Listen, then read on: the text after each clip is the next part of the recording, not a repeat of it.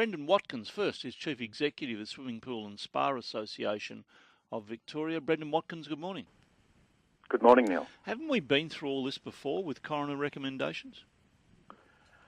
Yes, sadly. Over the last 10 years, similar sentiments have been expressed by coroners, essentially saying the same thing, that what we need is a register of swimming pools. The government certainly don't know where the pools are and how many there are, and most importantly, mandatory barrier inspections. So we need every 3 years to go out and ensure the pool barriers are safe. All right, and do you agree with the requirement for some sort of certificate before a property is sold or leased?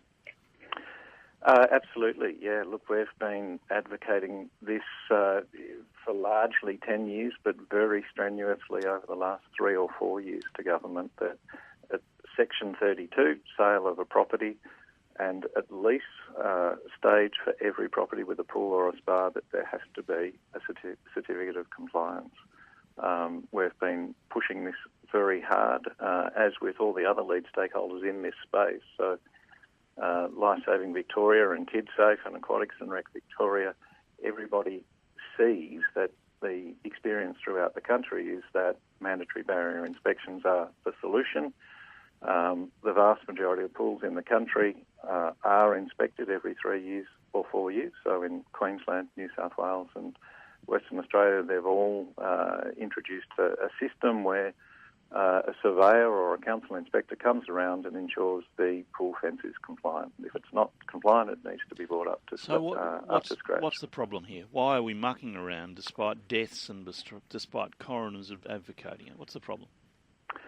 If it's not the industry, your industry is supportive of it, what's the problem? Well, it's government. The only body that can regulate is the government. The legislation is required. I think there's been an enormous weight of conjecture and debate, and there is a common solution that's been put to government many times in recent years.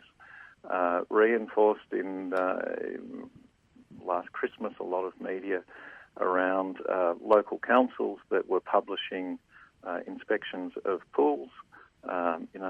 Burundara inspected 24 pools. Yep. Every single one failed.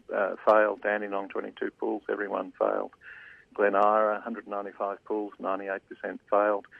The government's failing to act now. That's the problem. All right, I'll get on to them. I've been through this before. Do you remember when compulsory pool fencing was introduced? Many decades ago. I reckon it was in the 90s. I remember campaigning. It was the then Liberal government, and I remember campaigning strongly about it, and for some reason they were just stonewalling then. We eventually got it through, but it took a lot of time. Yeah, look, it's extremely disappointing. Everyone's on the same page.